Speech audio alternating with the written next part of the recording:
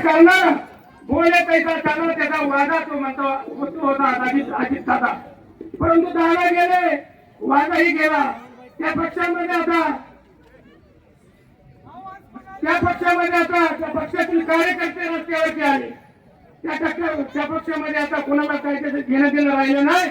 आणि माझ्या गिराईक भागाचा पाण्याचा प्रश्न सोडवण्यासाठी मला पुन्हा भावी मुख्यमंत्री उद्धवजी साहेब ठाकरे यांच्या पक्षामध्ये प्रवेश करावा लागला, जेणेकरून या भागाच्या पिण्याच्या पाण्याचा शेतीच्या पाण्याचा प्रश्न सुटेल. मित्रांनो, बांधवांनो, कळवणीला जोड प्रकल्प हनुमंत भापकर 2007 साली लोणी भापकर या ठिकाणी त्या 22 गावातील प्राथमिक स्वरूपातील कार्यकर्त्यांना उपोषणाला घेऊन बसला होता. मला आजही माझी किडनी बाद झालेली, एका पायावरती मला ताण येतो. फक्त समाजासाठी लढायचं आणि म्हणून त्या भागाच्या शेती सिंचनाचा पाण्याचा प्रश्न सोडवायचा असेल तर कळवणीला जोड प्रकल्प हा खोटा आहे.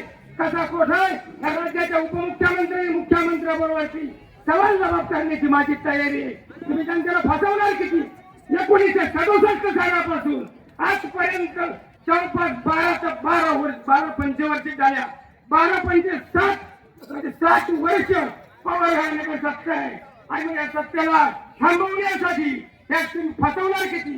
फसवताय किती?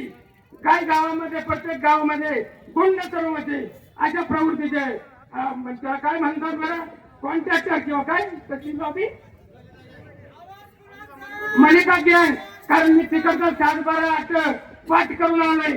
कुणाच्या खाली किती आमदार आहे, कुणाची काय परिस्थिती आहे ती मला सगळी माहिती. कोण का गावाच्या लोकांना मुलांना फसवतो, कारण त्याचं प्रपंचात त्याचं दुकान चाललं पाहिजे. अरे बेटांनो, तुम्हाला हा परमेश्वर माफ करणार नाही. खासदारकीच्या निवडणुकीमध्ये मोरगावमध्ये पाणी परिषदेची मिटिंग झाली आणि त्या पाणी परिषदेच्या मिटिंग मध्ये 22 गावची लोक उपस्थित होती. ते खोटा दुबल साहेब नावाचा एक अधिकारी आणि ते खोट्या पद्धतीने लोकांना फसवत होता. असं पाणी येणार आहे, तसं पाणी येणार आहे, 1000 कोटीची योजना आहे. मी म्हणलं कुठलं पाणी येणार आहे, किती टीएमसी पाणी देणार आहे, किती टीएमसी पाणी तुम्ही उचलणार आहे, कुठं पाणी उपलब्ध आहे हे मला तुम्ही सांगा. असं विचारल्यानंतर तुम्ही ते म्हणले की आता निवडणूक व्हावी हनुमंतराव, तुम्ही थांबा. नाही म्हटलं, आम्ही आधीपर्यंत मतदान करू, परंतु तुम्ही जनतेला फसवू नका. या ठिकाणी मिटिंगला उपस्थित असलेल्या सर्वांना मी आव्हान केलं आणि सांगितलं की बाबांनो, महेश्वराच्या परिसरामध्ये तुम्ही खोटं बोलायला सांगताय. हा महेश्वर तुमचं वाटलं करील माझ्यासहित जनतेला फसवलं तर आम्ही दादांना मतदान करू, पण जनतेला खोटं बोलायचं किती?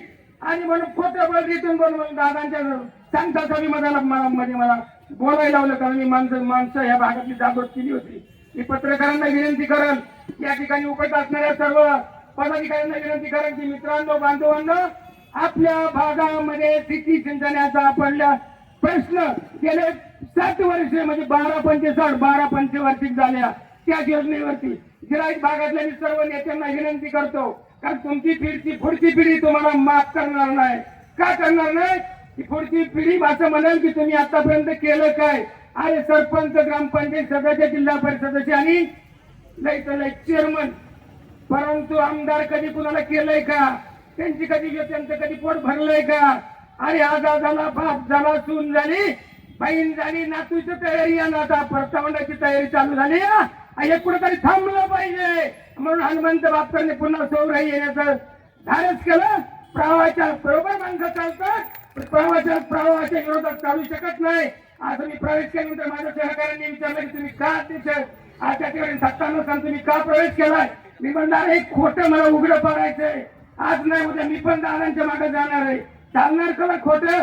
या खोट्याला न्याय देण्यासाठी, त्या माझ्या ग्रामीण भागाच्या जनतेला न्याय देण्यासाठी मी पुढच्याच महिन्यामध्ये 15 तारखेच्या आतमध्ये ह्याच व्यासपीठावरती अमर उपोषणाला बसणार आहे. गिराईक भागाच्या पाण्याच्या प्रश्नासाठी आणि या भागातल्या अन्य अत्याचार थांबवण्यासाठी मी याच व्यासपीठावरती पुन्हा एकदा त्या सत्ताधाऱ्यांच्या विरोधात, त्या बारामती स्थानिकांच्या विरोधामध्ये लोकांना फसवताय किती, लोक फसतात किती दिवस, या ज्वलंत प्रश्नासाठी मी या ठिकाणी उपोषणाला बसणार आहे.